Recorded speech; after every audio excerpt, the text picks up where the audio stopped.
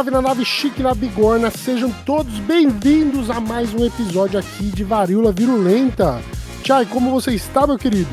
Salve, camarada Miojo, queridos ouvintes, eu tô muito feliz, como sempre, dar mais um episódio do Varíola com temas relevantes para debater hoje, né? Hoje iremos tratar de um tema crucial, né, que tá em alta nos últimos debates, na mídia, que tá acontecendo principalmente para quem mora em São Paulo, mas se você mora em qualquer lugar do Brasil, possivelmente você já viu um relato parecido com isso, que é sobre essa arquitetura de expulsão das pessoas. Mas antes de nós entrarmos nesse episódio, vamos falar aí para vocês, ó, tá escutando um podcast? Você já deu as suas estrelinhas no podcast? Já deu o seu feedback sobre como o Varíola tá indo? Vai lá no seu agregador de podcast ou no YouTube e deixa o like ou avalie esse podcast, porque isso ajuda bastante a divulgação desse conhecimento para outras pessoas. Se você também não segue a gente nas redes sociais, dá uma olhada no nosso Instagram que tá aqui, ó, aqui embaixo marcado o nosso Instagram e o nosso TikTok para vocês acompanharem também os cortes, né? Às vezes você esqueceu que saiu um episódio, você fala, putz, os caras postaram, deixa eu ir lá assistir, deixa eu ouvir esse episódio que saiu. Então fique de olho nas nossas redes sociais porque tá sendo um trabalho muito bem feito, muito legal. Se você quiser apoiar, além de compartilhar as nossas informações nas redes sociais, que ajuda pra caramba, né, Thiago? Compartilhar simplesmente. Pô, exatamente, né? Uma forma aí não financeira de demonstrar o apoio, né? Compartilhar, comentar, interagir com a gente, só para gerar aquele engajamento, né? E os algoritmos contribuírem com o trabalho, fazerem sua mágica. Porque os algoritmos já impedem o crescimento, né? Principalmente de debate político, de esquerda. Então, se você tá ouvindo, se você viu esse episódio, compartilhe, fala pra galera, vai lá nos seus stories, coloca, segue lá Varíola Virulenta, que é nóis. Outra forma de apoiar é o nosso Apoia-se /Varíola Virulenta, que também o link tá aqui embaixo. Se você puder e quiser contribuir financeiramente para deixar esse podcast de pé, né, para dar um suporte pra gente, sinta-se à vontade através do nosso Apoia-se. A gente tá com uns projetos muito legais lá que estão em desenvolvimento e seria ótimo também, né, ter esse apoio financeiro de vocês.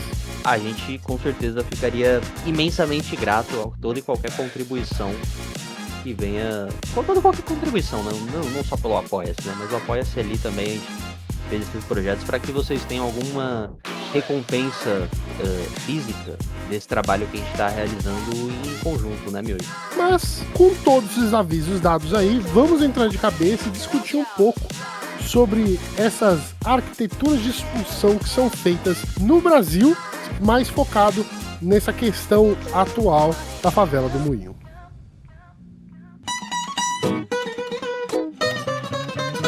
Episódio de hoje: Arquitetura da Exclusão.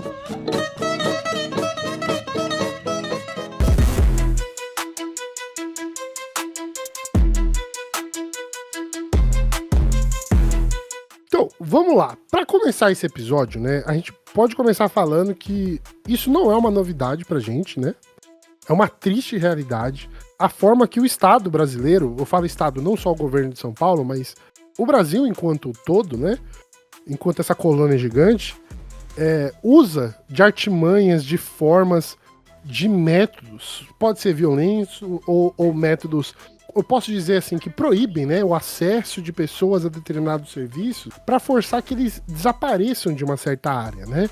Porque existe um interesse imobiliário, um interesse elitista, para que as pessoas de uma classe social ou de um tom de pele residam em determinadas áreas do Brasil.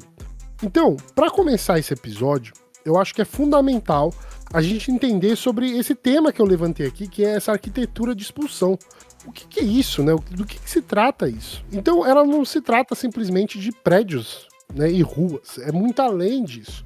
Essa arquitetura de expulsão, ela se refere a um conjunto de intervenções urbanísticas, né, arquitetônicas e de grandes interesses de capital, com políticas públicas que deliberadamente visam remover ou marginar populações que são consideradas indesejáveis. São o quê? Pobres, pretos, moradores de rua, que vivem em espaços urbanos que têm uma valorização por uma especulação imobiliária ou uma valorização por interesses de grupos empresariais. Essas intervenções, elas geralmente são explícitas, né? No Brasil a gente não usa muito a metodologia, vamos dizer assim, estou fazendo debaixo dos panos. A parada do Brasil é polícia, bomba, soco na cara, taca fogo, e essas são as formas de construção, de expulsão dessas pessoas. Acho que aqui no Brasil a gente faz um bom proveito das duas formas. Acho que tanto o uso da violência policial tá sempre muito presente, mas também tem um lado jurídico, né? Os argumentos jurídicos do porquê que essa população precisa ser removida, né? Então tem que isso dá um embasamento ao uso da força policial. Se a gente for ver o caso mais recente, né, da favela do Moinho, o uso da força policial foi feito sem ter um mandato, né? Sem estar com a parte jurídica pronta, né? Só descer o cacete já era. Então meio que vai ali do interesse de quem tá movendo essa ação, né? Se vai ser uma coisa que dá pra levar um tempinho, dá pra esperar a parte jurídica funcionar, se acontecer um incêndio misterioso, né, um alagamento, alguma coisa ali que force um argumento pra retirar aquela população dali, seja por segurança ou qualquer outra coisa, ou se é só, não, a gente precisa construir aqui a nova sede da prefeitura, do governo nessa região e foda-se. Então vocês têm que sair e vai a polícia pra cima, e foda-se, né? Eu acho que a gente usa as duas formas aqui no Brasil. As formas mais sutis, pra quem não tá muito, assim, inteirado com essa situação, é o quê? Coisa simples. Construção de muros, construção de grades. Você começa a criar bancos que impedem as pessoas de dormirem nos bancos. Arquitetura hostil, né? Isso. Que impede as pessoas, por exemplo, cria grade debaixo de viaduto para que as pessoas não possam ficar lá, jogam água para afastar as pessoas da rua. Coloca pedra, como a prefeitura de São Paulo fez, né? Que o Júlio Lancelotti foi até lá com uma picareta quebrar as pedras. Arrancar.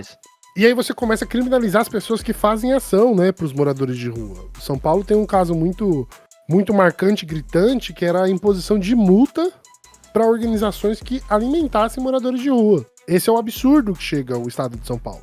Mas essa é a realidade. Pra você ter uma ideia, a prefeitura já chegou a construir um muro de concreto sobre esses viadutos para impedir. Ele falava assim que era prevenção de incêndio, mas na prática ele servia para remover as pessoas que estavam desabrigadas em determinadas regiões. Isso é uma política higienista que já foi criticada, né? Muitas vezes, porque o objetivo é limpar a cidade dessas presenças indesejáveis por uma valorização imobiliária de determinados locais. Então, essa tática de expulsão dialoga com uma teoria de expulsões que foi desenvolvida por uma socióloga chamada Saskia. E ela fala, né, que essas expulsões contemporâneas são uma manifestação de uma nova fase do capitalismo global, caracterizada pela oficialização econômica dessas regiões, por uma busca de recursos naturais e por lógicas de acumulação de capital que sistematicamente empurram essas populações para fora dos lugares que elas estão, né, das suas moradias, dos seus meios de convívio, para que você possa valorizar uma determinada região.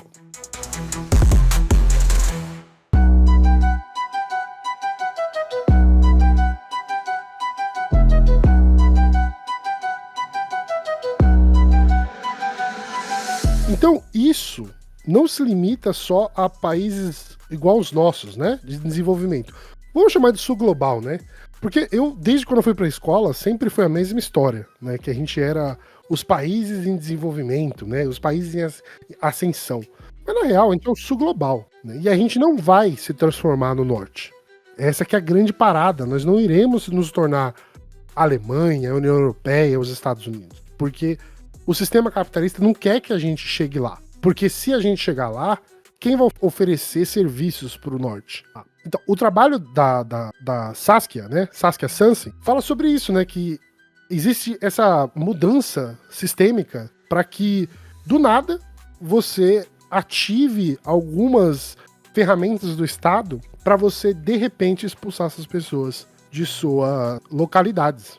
Então, é muito importante a gente ter essa noção na nossa cabeça do que acontece no dia a dia. Tem uma urbanista também, Thiago, Raquel Ronick, e ela escreveu um livro chamado Guerra dos Lugares. E nesse livro ela analisa como a terra e a moradia são progressivamente transformadas em ativos financeiros, intensificando o conflito pelo uso e ocupação de espaços urbanos. E ela descreve esse processo como um processo global, que acontece nas cidades, tornando esses terrenos e edifícios mais abstrato e mais monetizado para as pessoas, servindo simplesmente como uma ferramenta de acumulação financeira, mas, em consequência, impactando no direito à moradia das pessoas. Que é uma realidade que, pelo menos eu de São Paulo, eu sempre vi, né? Eu sempre vi esse problema, né? Esse afogamento, esse estrangulamento de acesso à moradia. É característico, né, do sistema capitalista transformar tudo num produto, num ativo, em alguma coisa que vai gerar lucro privado a alguém, né? Ainda que seja em cima de direitos, tudo, absolutamente tudo, né? A gente tem direito à moradia, à educação, à saúde, mas tudo é pago de alguma forma, né? Sempre tem algum parasita ali sugando e criando uma forma de enriquecer com o que deveria ser um direito, né? As pessoas se trabalham na cidade, se contribui, mesmo que não trabalhe. Todo mundo acho que deveria ter acesso à moradia.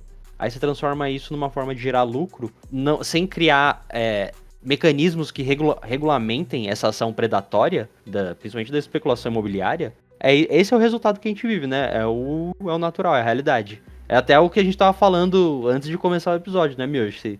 Que eu comentei que aí parece que a gente vive numa distopia, mas não, na verdade essa é a realidade que a gente vive, né? Depende da nossa perspectiva, do que a gente entende como distopia ou não. O Chay fez essa pergunta pra mim, né, sobre... Porque a gente tava num debate sobre que isso é a realidade brasileira, sempre foi, né? E o Chay perguntou pra mim, mano, mas o que seria algo distópico pra você? E a minha resposta foi, distópico pra mim é se o Estado criasse moradia e condições para as pessoas viverem. Exato. Isso é distópico. Isso é distópico. Porque a nossa realidade sempre foi essa, sempre foi da exploração e da especulação imobiliária. Então, a distopia seria se todo mundo tivesse acesso à moradia. Se todo mundo tivesse acesso à moradia com dignidade, né? Não é também qualquer tipo de moradia, como é o caso das periferias, né? Que não é algo feito pelo Estado, é algo feito pela própria comunidade que constrói as suas casas ali, o entorno. Muitas vezes, é o caso, né? Por exemplo, que a gente pode falar do Rio de Janeiro, né? Que a criação das favelas. A criação das favelas foi esse processo. Foi um processo de interesse econômico no litoral do Rio de Janeiro. E aí você tem um monte de gente que era pobre, ex-escravos, muitos deles diretos, assim, primeira, segunda geração de ex-escravos, que moravam numa região que foi olhada com o ponto de vista econômico, sempre é esse ponto de vista, né? E você expulsa a população do Rio de Janeiro. E hoje você tem uma crise gigantesca no Rio de Janeiro das favelas. Aí eu acho engraçado o carioca classe média, filho da puta do caralho, ele fala assim, porque o Rio de Janeiro tá foda. É porque tipo, aqui tem muita criminalidade, esses morros, o crime... Mas eles criaram o problema. O problema do Rio de Janeiro é um problema da classe média. Não, e você vê como é sempre artificial, né? Não é uma... Assim, a tragédia social, ela não é uma tragédia. Ela é uma condição artificial criada, né? Que foi esquematizada, pensada pra funcionar da forma como funciona. Não é assim que, desigualdade, né? Tem pessoas que têm menos e moram... Não, tipo, isso é pensado pra ser dessa forma. Faz sentido isso que eu falei? Não faz total sentido, é exatamente isso, essa situação. Quando a gente olha para São Paulo, eu, enquanto paulistano, né, São Paulo é um palco histórico dessas estratégias de remoção. Então, desde o início do século XX, esse discurso higienista já justificava a remoção dos cortiços, tão conhecidos cortiços em São Paulo, por uma ideia do quê? De modernização, de salubridade. Né? Aí você pega a galera pobre e você empurra ela para as periferias mais distantes e sem infraestrutura. E aí naquele lugar insalubre você faz um mega empreendimento. Tem isso também, né? Tem isso também. Eu sei disso por causa do histórico da minha família, né? Que não é histórico de atleta. É histórico de nordestino mesmo. A família da minha mãe paraibana, eles migram para São Paulo, né? pra construir São Paulo, porque essa que é a parada, tá ligado? O pessoal de São Paulo não construiu São Paulo. Quem é de São Paulo mesmo, de família tradicional, nunca fez nada de relevante pra São Paulo. Quem constrói São Paulo, desenvolve São Paulo, são os imigrantes, boa parte deles nordestinos. E esses nordestinos, eles moravam aonde? Nesses cortiços. Você já viu um cortiço, Thiago? Já. Eu já morei em, assim, chamavam de cortiço, mas eu não sei se exatamente era um cortiço. É um aglomerado de casas. Um terreno com várias casas, Que geralmente era uma casinha virada, a porta era sempre virada pra porta do outro, né? Com... Vila do Chaves. É a Vila do Chaves. Mas a Vila do Chaves ainda tá bem modernizada, né? Na Tá. comparação dos cortiços brasileiros. E aí você tinha os cortiços onde essa galera imigrante arranjava lugar pra morar. Muitos deles na mediação da Lapa, da Barra Funda, né? Que eram lugares perto do quê? De indústrias. Aonde você tinha acesso a trabalho industrializado, né? Que era o quê? A modernidade paulistana, né? As grandes fábricas, né? Ó a família Matarazzo aí, com um monte de fábrica abandonada, terreno vazio que não tá sendo usado pra nada. Família O Matarazzo próprio era Moinho, isso. né? A favela do Moinho ela se formou historicamente porque tinha ali o moinho da família Matarazzo, né? Que fazia ali a produção de grãos e tal. Ali até a década de 80, 90, se eu não me engano. Mas surge aí, né? Era o pessoal que trabalhava na fábrica da família Matarazzo. Exatamente. Então, esse processo era necessário dessas pessoas morarem nesses lugares para ter acesso aos trabalhos que era importante para essas famílias tradicionais ganharem dinheiro. Mas aí existe a ideia do quê? Essas pessoas não nos servem mais. Porque a fábrica não existe, desmontamos as indústrias, então precisamos desse espaço para criar moradia. Mas moradia para quem, né? Vamos criar essa praça, mas essa praça para quem? O que mostra o seguinte, os dados recentes, olha só para vocês terem uma ideia. Entre outubro de 2022 e julho de 2024, mais de 1,5 milhão de brasileiros foram afetados por despejo, remoções forçadas. Foi um aumento de 70% em relação ao outubro do ano anterior. Então, essa escalada, ela tá muito ligada a essas ordens de despejo contra as famílias, que são geralmente o quê? Vulneráveis, principalmente durante a pandemia. O perfil das pessoas mais atingidas por essa crise habitacional, você imagina que é quem? Quem é? Quem Né? será? Ela tem cor, ela tem gênero, ela tem renda. 66,3% das pessoas afetadas se identificam como negras ou pardas. 62% são mulheres. 74,5% possuem renda familiar de até 2 salários mínimos. E essa é a realidade. Quem são as pessoas que estão sendo movidas de um lugar para o outro? E esses dados, tá, gente? Eles estão no site da Agência Brasil. Tem lá uma matéria falando mais de 1,5 milhões são afetados por remoções forçadas no Brasil. Quem quiser checar os dados, pode entrar lá e dar uma olhada nisso. Então esse aumento de remoções após a pandemia, né, que isso é uma coisa mais recente, não quer dizer que começou agora. Isso já acontece há muito tempo no Brasil. Mas essas remoções recentes, elas são interpretadas como uma forma de justificar e intensificar esses processos de remoção. As pessoas são pobres, elas não pagaram aluguel, existe uma crise econômica, então tira daqui, existe um projeto imobiliário para ser feito aqui. Então a gente tem que ficar de olho nisso. O centro de São Paulo, por exemplo, ele sempre foi elitizado, principalmente no passado, né, no começo do século XX. Mas aí ele começou a ser ocupado por essas populações de baixa renda. E essa mudança foi acompanhada por uma narrativa do quê? De degradação do centro, que abriu as portas para esses projetos maravilhosos do quê? De revitalização. Sabe? Exato. Isso começa na década de 90, cara. Não sei se você lembra disso. Chamava Operação Urbana Centro. E depois, em 2000, teve aquele projeto Nova Luz. Nunca saiu do papel. Eles cancelaram esse projeto, né?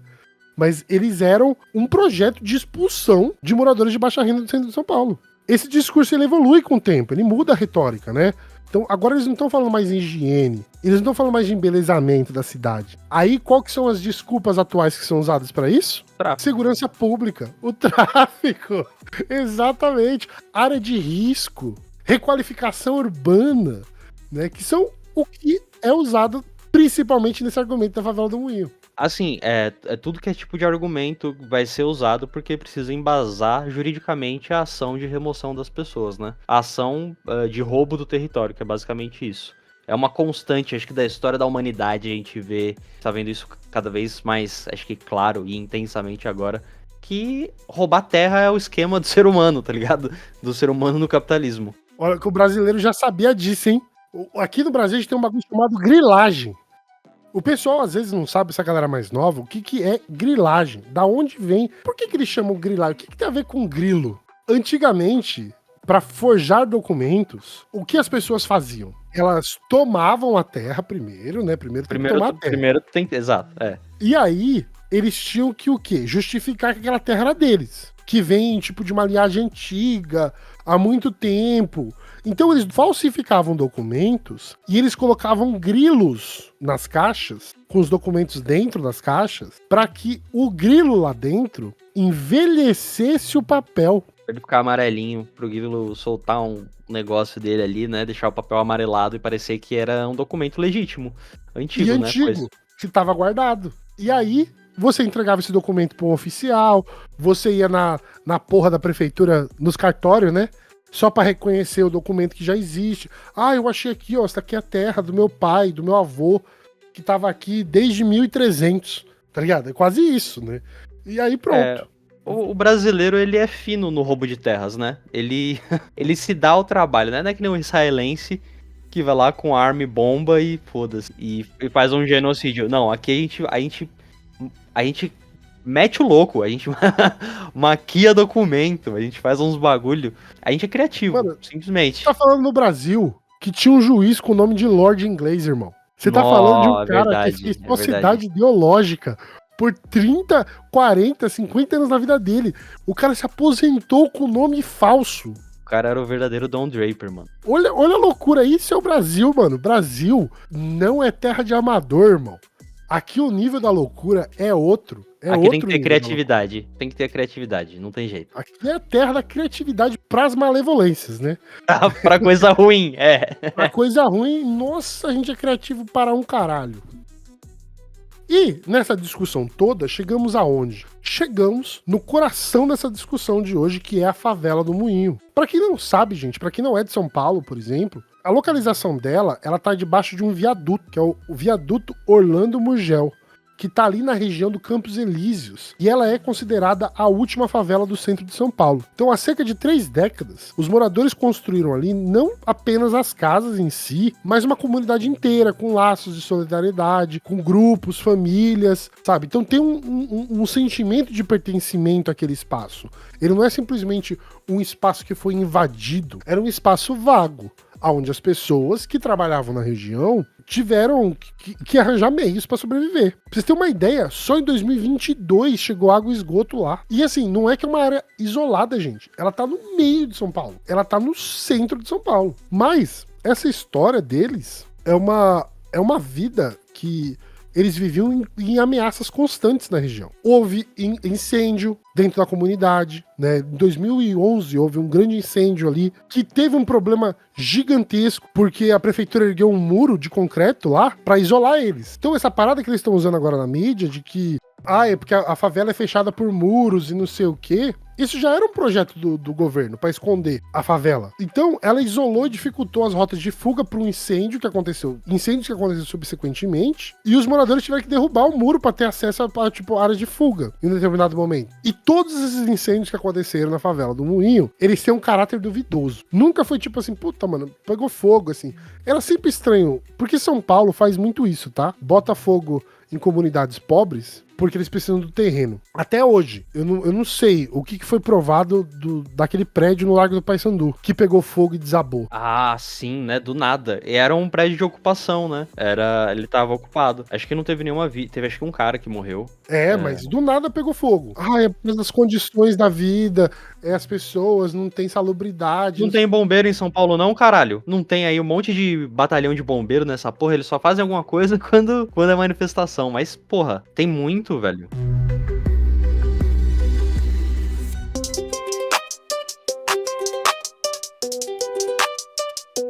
E olha o detalhe importante, tá, desse incêndio. Esse incêndio, ele acontece aonde? No Lago do Paissandu, na esquina com a Rio Branco.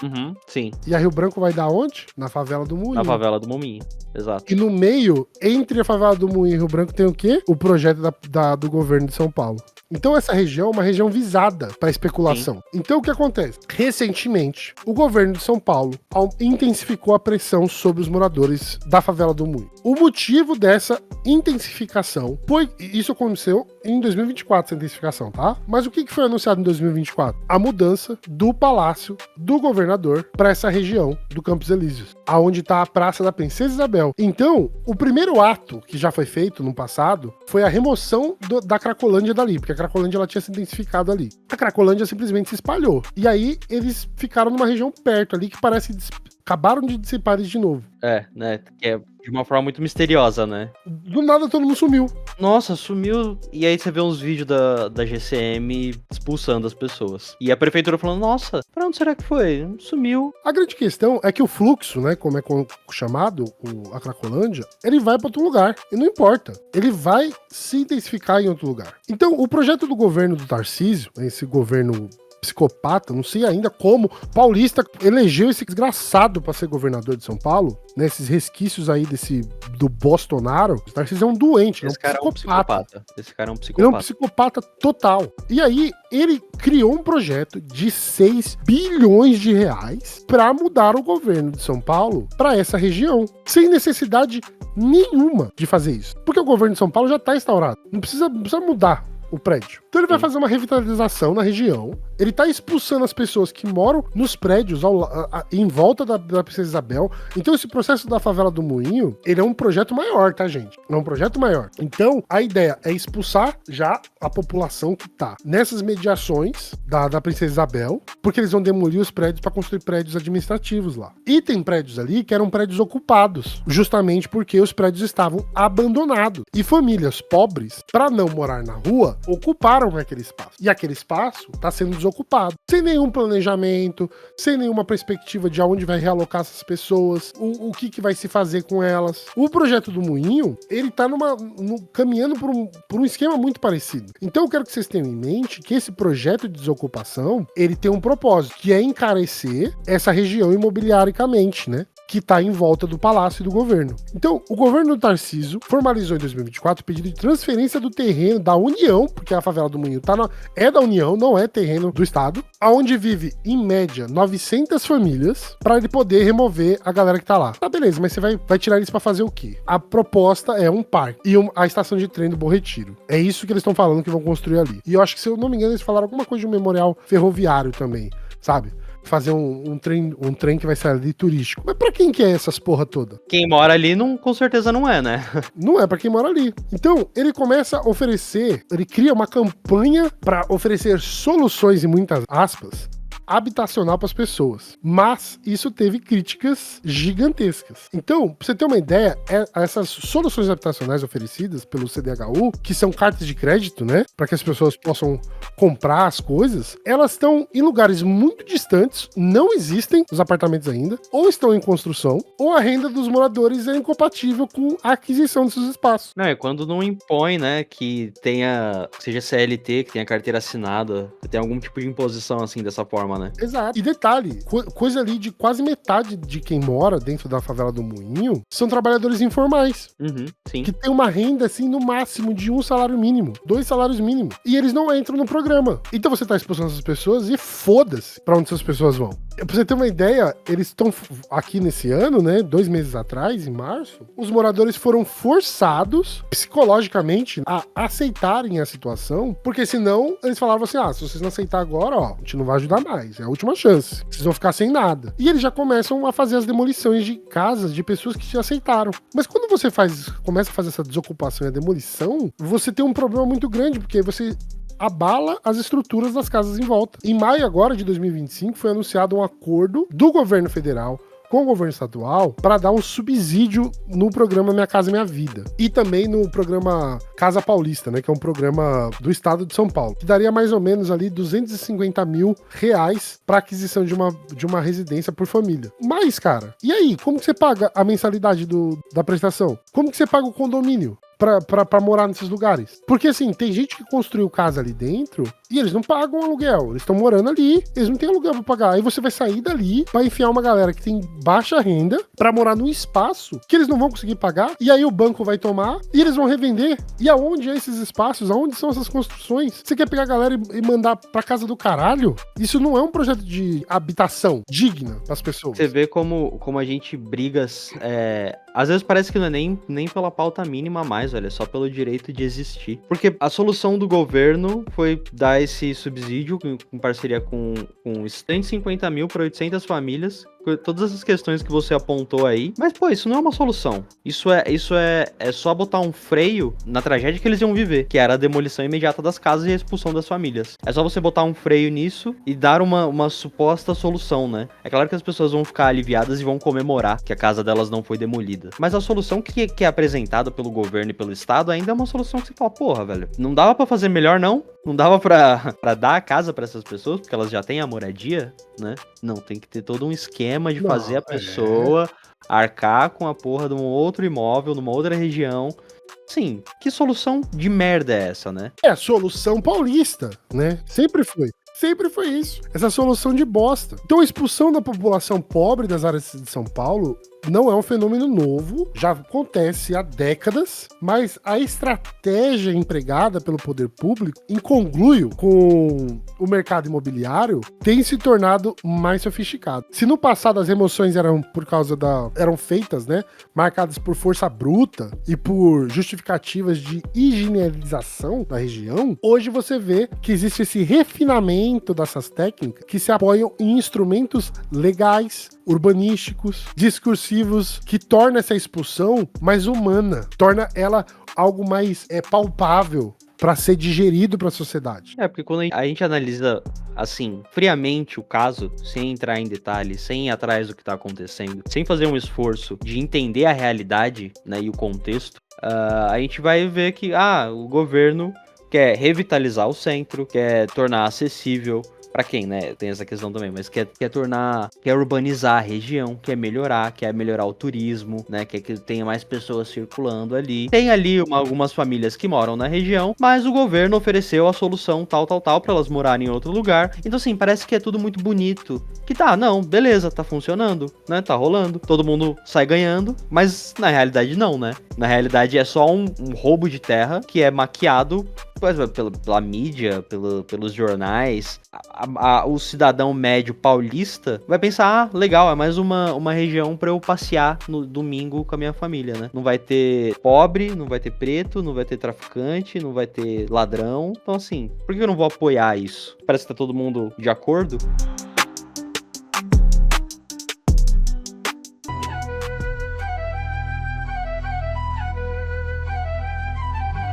Então, e olha que engraçado, o plano diretor de São Paulo é um exemplo dessas mudanças estratégicas, né, de sofisticação da expulsão das pessoas. Porque assim, mesmo ela tendo instrumentos dentro do plano diretor voltado para a promoção da função social da cidade e para a produção de habitação de interesse social, na hora que eles aplicam o plano diretor, você vê ambiguidades e você vê que tem uma captura desses mecanismos por interesses para promover o deslocamento das populações pobres. As zonas especiais, em São Paulo, eu não sei se no Brasil inteiro tem, mas eu sei que São Paulo tem algo chamado ZEIS, né? Que seria as Zonas Especiais de Interesse Social. Que a função dela é o quê? Demarcar áreas que são prioritárias para moradia popular. Pra gente pobre. Essa que é a ideia desse projeto. Porque aí você faz o quê? Você regulamenta assentamentos que já existem pela produção de novas unidades de terrenos vazios para que as pessoas possam morar nesses espaços.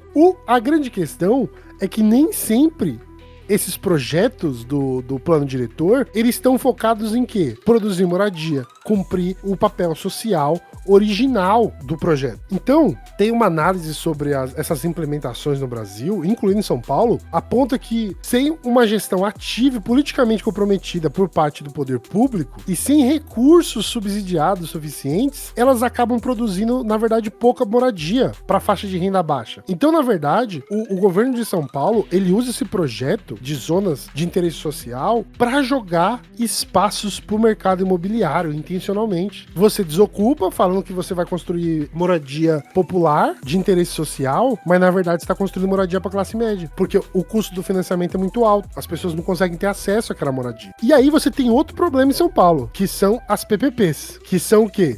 As parcerias público-privado, que é outro mecanismo em São Paulo, usado em São Paulo, especificamente com esse discurso de requalificação e desenvolvimento urbano. Mas eles estão priorizando o quê? A atração de grandes investimentos e a transformação desses espaços para lugares mais rentáveis economicamente, para uma valorização imobiliária, criando uma atmosfera que é impossível para populações de baixa renda de viver. Por quê? O que acontece? O que eles fazem muito, né? Um grupo de pessoas interessados nessa região começa a falar com os donos de comércio na região. Porra, tá uma bosta aqui, né? Ó o crime, ó não sei o que lá. Começa a falar com a associação de moradores e começa a introduzir essas ideias na cabeça deles. E aí, eles vão lá, eles têm uma reunião e eles implementam essa ideia de que, tem que remover isso daqui porque isso é um problema. Porque, na verdade, a gente tá com medo. Aí teve manifestação na região, por isso, sabe? Que não é a causa do problema. A causa do problema é que as pessoas não têm moradias acessíveis. Quer dizer, a causa do problema é uma só, é o capitalismo selvagem. Essa é a causa do problema. Essa é a causa de todos os problemas da atualidade. Essa é a origem do mal. Essa é a origem do mal. Mas aí você cria artifícios legais, bonitinhos, pra você justificar o quê? Que tem gente pobre, tem que tirar essas porra daqui. Eu não quero que meu prédio, o meu apartamento, fica valendo só 1 milhão. Eu quero que ele valha 10 milhões. Porque agora eu tô do lado da prefeitura. O eixo de estruturação de transformação urbana, ele prevê também a construção de corredores de transporte público, né?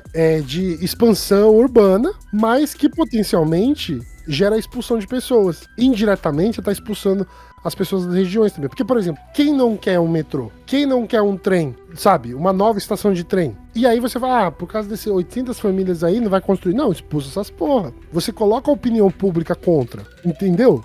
Embora a política pública inclua nos projetos de estruturação e transformação urbana essas populações, que você tem que fazer as mudanças, mas você tem que pensar sobre a relação das pessoas na região, o que está acontecendo na infraestrutura, eles ignoram isso. E o que acontece é quando você tem esses desenvolvimentos urbanos, o preço dos imóveis e aluguéis vão para números absurdos de ser acessado por população de baixa renda. Então, indiretamente, de uma forma silenciosa, o progresso e o desenvolvimento das regiões resulta no quê? Na expulsão das famílias que não têm renda, porque as áreas valorizam. Eu posso dar um exemplo, fugindo do centro de São Paulo. Eu posso dar um exemplo, por exemplo, da Zona Norte. Na Zona Norte ali, na região do Cachoeirinha, tem esses projetos que nunca acontecem, né? De que vai construir uma estação de metrô ali, que é essa linha nova que eles estão construindo. Mano, ótimo, cara. Porra, o trabalhador vai ter acesso ao metrô, mano. Vai trampar. Mano, vai ver o preço dos imóveis que estão lá. O bagulho tá nem pronto. Tem tiroteio direto ali, tá ligado? Quebrada do caralho. O único Habib's que fica aberto e nunca fecha, mesmo com o tiroteio, tá lá, tá ligado? No Cachoeirinha. Tinha só uma estação de ônibus ali. Mano, tá ficando impossível pra morar naquela região. Porque já existe essa especulação imobiliária, sabe? De uma região que tá se modernizando, tá tendo acesso. E o que vai acontecer com aquela população pobre dali? Vai ser jogada pro meio do mato, nos morros dos matos, porque é isso que acontece. Quando você vai mais pra Zona Norte, nos limites da Zona Norte, que a gente tá ali literalmente na floresta, né, na Mata Atlântica, você vê que a Mata Atlântica tá sendo depenada. Aí o pessoal fala, então, a galera vai lá, derruba as árvores, constrói moradia. Mas a galera vai morar onde, mano? Aonde esse pessoal vai morar? Sendo que o projeto do governo de São Paulo e da cidade de São Paulo é esse. Você acha que as pessoas vão mudar de cidade? As pessoas vão pro Paraná morar? Não, mano. Elas vão continuar morando em São Paulo, mas elas vão morar em outra situação. Uma situação mais precária. Não que elas não já estejam morando, né? Porra, é uma eterna precarização artificial, cara. É isso, né? Essa é a tal da arquitetura da expulsão. Porque isso é planejado, é pensado, e assim, pô, você que é trabalhador, que é pobre, que é preto, sim, você devia estar morto, pra falar a verdade. Porque não as condições de sobrevivência nessa cidade, velho, em São Paulo, são, assim, é sinistro. É absurdo demais. E é basicamente isso que o poder público faz, né? Assim, pô, se você não consegue pagar, morre. Não só é isso, como teve até um prefeito, tem um vídeo aí, que ele fala exatamente isso pra moradora, né? A mulher fala assim, mas onde é que a gente vai morar? Ele, minha filha, então morra. Você não tem pra onde ir, porque a gente não tá ligando pra isso não, a gente quer o terreno. Não é meu só. problema. Não é problema nosso, E é muito foda, né? Porque no caso do Moinho, é um terreno da União, E tudo bem, teve ali o posicionamento do governo, fez ali a sua nota de repúdio, conseguiu um acordo. Mas caralho, cadê o senhor presidente da república, né? Ele deu alguma declaração, falou alguma coisa sobre? Eu não vi, pelo menos. A pergunta é suficiente? O que eles estão promovendo pra deslocar as pessoas? Porque eu não sei que merda de cabeça que as pessoas têm de achar que as pessoas estão morando ali porque elas querem daquele jeito. Começa daí, né? Eu não sei da onde vem o pensamento de merda do brasileiro de que as pessoas moram nessa situação porque elas querem. Porque ninguém quer morar, gente, com o esgoto aberto. Ninguém quer morar. Ninguém. Eu não conheço. Eu sendo pobre, vindo de família pobre, passou dificuldade, eu não conheço ninguém pobre que quer morar nessa situação de bosta. Mas na cabeça das pessoas, aí, olha só, mano, o que eu ouvi no jornal recentemente sobre esse caso, de que o PCC está forçando as pessoas a ficarem dentro da favela. Mano, isso pode ser uma verdade? Eu acredito que sim. Eu acho que pode ser uma verdade. Mas ela não é a verdade da situação. A verdade da situação é que as pessoas, elas estão preocupadas, se elas saírem dali, elas vão morar na rua. Essa é a preocupação viável. A preocupação dessas pessoas é se, dependendo de onde o Estado quer jogar elas, quanto tempo ela vai demorar pra ir pro trabalho? Por que você não pensa nisso, não? Você, playboy do caralho no seu apartamento, perto do centro de São Paulo, que você atravessa 2 ruas e você tá com os bolsa pra ir trabalhar. Aí você vai pegar essa galera que trabalha na cidade e você vai mandar ela 2 horas do trampo delas só pra você ter uma porra de uma estação que você não vai nem usar. Só pra você ter um passeio a cada 15 dias pra fazer com o seu pug ou com a sua... Tá ligado? Que não vai usar, Porque a classe média não faz essas coisas, mano. Você já viu se classe média fosse museu, o Brasil não era assim, irmão. Se classe média estudasse, soubesse da história, o Brasil não seria assim. Classe média vai ser advogado. Classe média vai ser médico. Classe média não quer saber do país. Classe média quer saber de ganhar dinheiro. Porque na cabeça dela, ela vai ser o próximo Elon Musk. Vai ter a próxima ideia revolucionária. E vai construir uma empresa de bilhões. Essa remoção, eles nem chamam, né, de remoção branca, né? Que eles chamam isso. Ela é justamente uma sofisticação dessa técnica de governo neoliberal. Então, ela é calculada, ela é pensada economicamente e socialmente para a expulsão dessas populações. E ela não faz isso só pela porrada que a gente viu essa semana. Ela faz isso de forma sutis. Ela convence a população, exato. Vem sempre com... Assim, sempre vai ter um argumento do porquê fazer essa ação, né? E às vezes sempre começa com, tá tendo infestação de escorpião. Porque é insalubre. Porque pegou fogo ali.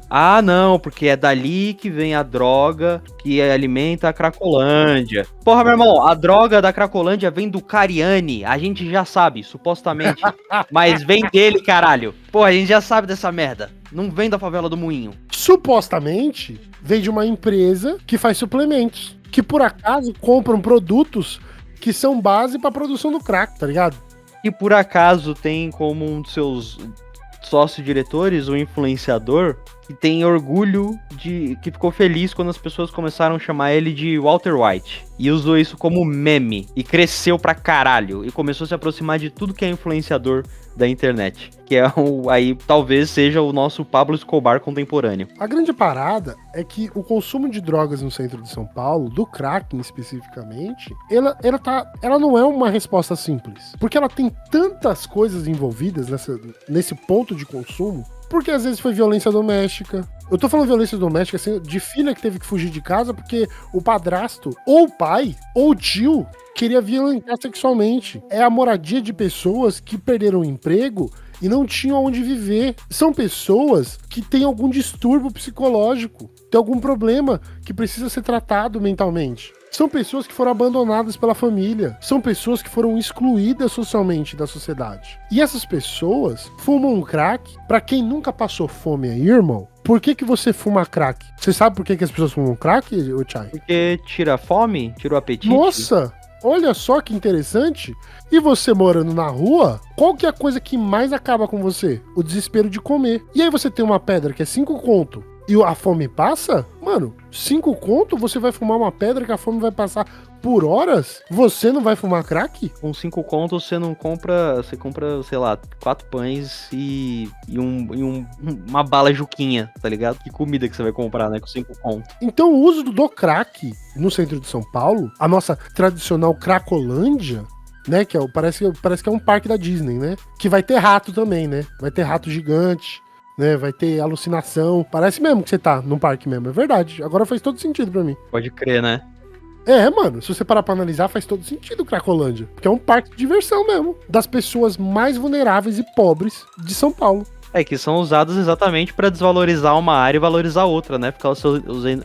Essa, cara, é sinistro, porque é uma massa de manobra mórbida que é manipulada pela cidade por conta do interesse da especulação imobiliária, cara. Isso é, meu irmão, que desgraça. O governo de São Paulo, que é um governo de direita, tá? Por anos, por décadas, é um governo de direita. Nunca teve governo de esquerda nessa merda, eu Nunca acho. teve um governo. E São Paulo tem crime pra caralho, tem desigualdade pra caralho, tem violência pra caralho. Será que o problema não é o governo de São Paulo de direita, irmão? Será que não é, né? Porra. O máximo que a gente teve na esquerda foi, sei lá, o Haddad, caralho. E a Erundina. E a Erundina. E a Marta Suplicy.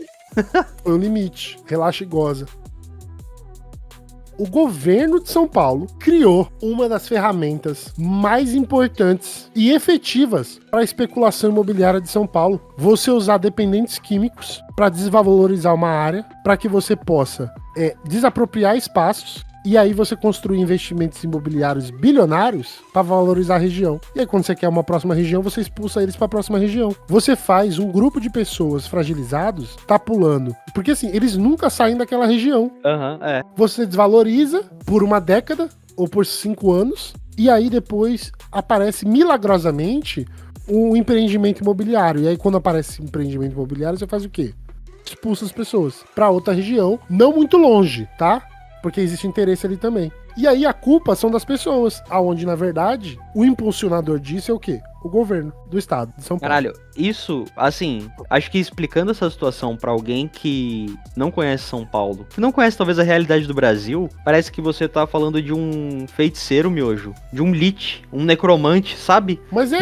Numa história de fantasia. Numa mesa de RPG, o Tarcísio é um necromante, cara. Ele é um necromante, velho. Assim, todo governador que São Paulo já teve é um necromante. E se você pega a carinha dele, você fala... Mano, você fala, não sobra dúvida. Esse cara aí mexe com... mexe com o oculto. Eles devem treinar num templo maçom, tá ligado? Total, velho. Os caras treinam no templo maçom e aí começa a organizar os zumbis de São Paulo, tá ligado? Essa população vulnerável. A gente precisa do Conan brasileiro. A gente precisa de um guerreiro aí. Alguém que empunha uma espada. Tô falando nada aqui, tá? Não tô dando nenhuma sugestão, não. Mas que acabe, hipoteticamente, que derrote esse feiticeiro. É isso, eu acho. É triste você ver a instrumentalização da vida humana, do pobre, do mais fragilizado, que acredita nesses discursos de bosta, né? Porque eles são tão instrumentalizados que eles acreditam que o Tarcísio é bom. E vai pra onde? Pra ouvir esse discurso? Vai pra igreja. A igreja que é instrumentalizada pelo Tarcísio também. A Assembleia de Deus. Mas essas igrejas aí de Assembleia de Deus, do Valdomiro, que são as três, Universal. Né? A Universal, Assembleia de Deus. a Assembleia de Deus e a do Valdomiro, que eu não lembro o nome. Ah, também Que não.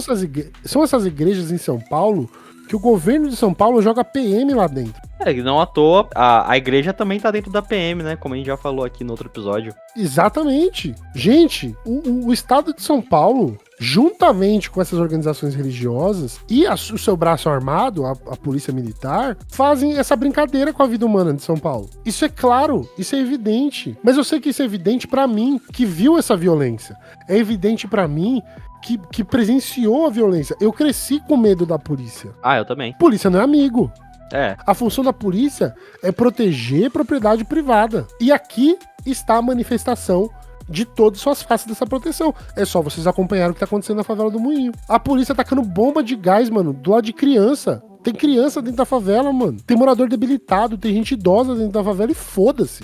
A polícia tá entrando, jogando bomba de efeito moral, dando tiro de bala de borracha. E gente que tava querendo trampar, mano. É, e vale lembrar, né, que a polícia, ela não só tá ali pra proteger a propriedade privada, os interesses privados, o grande capital da cidade, mas a polícia, a PM de São Paulo, ela é uma força auxiliar do exército, né? Ela não tem competência de realizar a segurança pública, porque a forma como ela age é a forma militar do exército de combate ao inimigo. Então, assim, tem criança, tem idoso, tem mulher grávida, isso pra eles é inimigo. da forma como eles são treinados, tudo bem, pode ter PM ali que tem uma proximidade, né? Que tem PM que é preto e tudo mais, que pode desenvolver ali uma consciência social, algo. Mas, no geral, não é o que a gente vê, né? O que a gente vê é a PM brutalizando mesmo a população mais fragilizada, né? Sabe, o aspecto crucial desse processo é simplesmente algo que a gente já falou várias vezes aqui em vários episódios. É a captura da mais-valia. Nesse caso, a mais-valia urbana. O incremento do valor das terras gerado por investimento público ou por mudanças legislativas para se usar aquela terra, aquele espaço, por pessoas o quê? Privadas. Então, você tem a influência do privado no público para que o privado, né, as empresas, as construtoras tenham acesso àquele terreno. Embora existam instrumentos legais que, teoricamente, existem para proteger e recuperar essa mais-valia, para que seja investido socialmente, para que seja investido na promoção do desenvolvimento urbano, mais equitativo, a sua aplicação geralmente ela é limitada. Então, a ausência de uma redistribuição significativa desses ganhos para a produção de moradia popular é visível. Não existe elas, não existe redistribuição, não existe melhoria da infraestrutura nas áreas carentes. Não existe uma criação de um fundo de desenvolvimento urbano focado, né, num foco social. Não existe. Tudo é voltado para subsidiar a especulação imobiliária. Então, em detrimento de ganhos de algumas pequenas empresas, a vida humana ela se torna, né, como todos os dias, simplesmente uma ferramenta para que o capital continue avançando. Então, a gente tem que começar a pensar sobre essas estruturas, sobre o desenvolvimento de São Paulo. Não só de São Paulo, né, mas sobre o desenvolvimento urbano dos espaços. Eu sei que o Brasil é muito grande e tem várias realidades, mas nesse episódio específico, a gente está falando de algo que é essencial. O desenvolvimento urbano, mas o desenvolvimento urbano de forma social, com investimento na infraestrutura. Eu não entendo como que os capitalistas mais tradicionais, mais neoliberais, não conseguem entender que se você melhorar a qualidade do trabalhador, você melhora os ganhos, você melhora o desenvolvimento do próprio capital.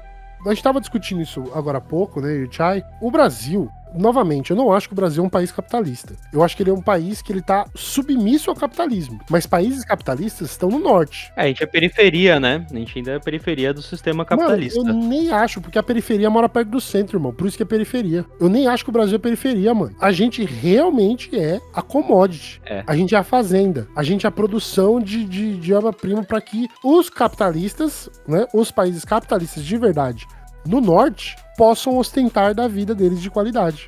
A gente vive nessa situação colonial, que nunca mudou. É o livro do Galeano, né? O As Veias Abertas da América Latina, né? Eu não sei se é o Galeano que fala isso ou se é o professor Zé Paulo Neto. Mas acho que é do Galeano, né? Que a gente parou de importar o ouro para as grandes potências do norte global. E agora a gente tá exportando o açúcar, né? Commodity, pra adoçar a boquinha deles. Agora que eles já têm riqueza, né? Vamos deixar a vida deles mais feliz. Sim, exatamente. E eu acho que esse é um pensamento que nós, brasileiros, de todas as regiões do Brasil, a gente tem que ter. De que a gente tem que parar de pensar enquanto fornecedores de produtos. De produtos não, né? De commodities, de matéria-prima. A gente tem que fazer um esforço também pra ocupar a cidade, né? Pra tornar os espaços de fato públicos e de forma democrática. Dá acesso, porque senão a cidade ela vira um grande empreendimento de especulação financeira. E você que não mora no centro, você acha que essa especulação não vai chegar em você, irmão? Vai sim. Só espera. Vai sim. Porque a expansão desse centro mais higienizado é o centro. Mas a partir do momento que o centro chegar nos critérios que eles esperam, isso vai se expandir para os bairros. E esses bairros vão se tornar cada vez mais caros. E esse efeito já acontece. Já acontece. Porra, em São Paulo, cara, que aluguel que você consegue se não seja num porão abaixo de 1.500 conto? É um salário mínimo, um aluguel qualquer em São Paulo, mano. E eu não tô falando no centro, hein? Não estou falando no centro. Estou falando já na área periférica. O salário mínimo paga um aluguel, mal paga um aluguel, absurdo, né? É surreal a disparidade. Assim, um salário mínimo, que é o que deveria, em teoria, garantir o mínimo, né, de subsistência. Ali, água, luz, comida, moradia, segurança, acesso, um pouco de lazer. Cara, não serve pra pagar um aluguel, bicho. Tá o que é o mínimo? 1.500, 1.518? 1.500. Cara, é um aluguel e se foda, faz um bico aí, arruma um segundo trampo, um terceiro trampo. E essa lógica também, né, o liberal de tipo assim, Você é o seu self-made man. Você é você por você. Você tem que fazer o seu lucro. Então as pessoas ficam como nessa situação, miojo? O sujeito fica fudido da cabeça, porque tem que ter 3 empregos pra ter um mínimo que surreal, né? E aí vem aqueles primo rico, filha da puta, falar: não, você tem que ter uma reserva de emergência, tem que guardar uma grana e investir. Sabe o que o primo precisa? De uma pica naquele cu dele. Exatamente. E é assim que nós terminamos nosso episódio de hoje. Gente, é um episódio que pra mim mexe muito comigo, né? É um episódio de tristeza mesmo, de tristeza, desolação das pessoas por essa expansão do governo do estado de São Paulo. E também a falta de ação do governo federal para que possa proteger essas famílias em fragilidades, principalmente em estados que a retórica do estado é isso mesmo, é de você acabar com a população. E eu fico muito triste com isso. Quero agradecer a todos que ficaram até aqui ouvindo esse episódio. Lembrando de vocês que estamos nas redes sociais, no Instagram e também no TikTok. Se você tá ouvindo pelo YouTube, deixa seu like aí também e um comentário. A gente tá muito feliz com o nosso progresso também no YouTube. Gente, compartilhe esse episódio. É importante que vocês compartilhem esse episódio para que essa informação ela chegue para mais pessoas se informarem sobre esse processo de destruição de gente que é o estado de São Paulo. Beleza? Exatamente, e como o Miojo falou, não deixa de seguir nossas redes sociais, o nosso TikTok também, tem ali uns cortes, nosso YouTube, dá uma olhada no nosso Apoia-se, vê lá o que tu acha e deixa seu comentário sobre o que nós podemos discutir aí, engajem com a gente e é isso, até a próxima, um beijo e tchau. Vejo vocês no próximo episódio, gente, se cuidem, tchau, tchau.